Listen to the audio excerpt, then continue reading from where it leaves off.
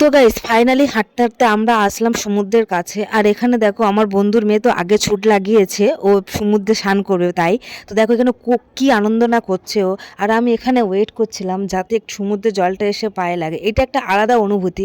তো তোমাদেরকে বলবো তোমরা যাও সমুদ্রে, কম বাজেটের মধ্যে বকখালি যাও, খুবই সুন্দর জায়গা।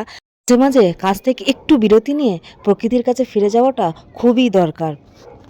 সমুদ্রের এই বিশালতা আর পায়ের নিচে ভেজা বালির ছোঁয়া যেন সব ক্লান্তি দূর করে দেয়। তাই তোমাদেরকে বলবো তোমরা অবশ্যই কাজ থেকে একটু বিরতি নিয়ে যাও কিছুক্ষণের জন্য, বা কিছু ঘন্টার জন্য, গিয়ে এনজয় করো, নিজের লাইফটাকে উপভোগ করো। আর সত্যি বলছি খুবই ভালো জায়গা।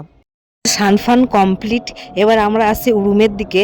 দেন আমরা ফ্রেশ হয়ে আবার যাব লাঞ্চ করতে। তো লাঞ্চে কি কি খাই সেই সব তোমাদেরকে অবশ্যই দেখাবো। তো এর জন্য আমরা যাচ্ছি এখন। আর অনেক ফটো রিলস ভিডিও বানিয়েছি, তোমরা যদি দেখতে চাও তো বলো সেটা কমেন্টে। তো তাহলে আমি আমার ইনস্টাগ্রামের লিঙ্ক দিয়ে দেবো, আর তোমরা গিয়ে দেখে নিও। আর এখানে দেখো স্নান করে বলছে পিসি আমাকে একটু ভিডিও করো, তাই ওকেও একটু ভিডিও করে দিচ্ছিলাম।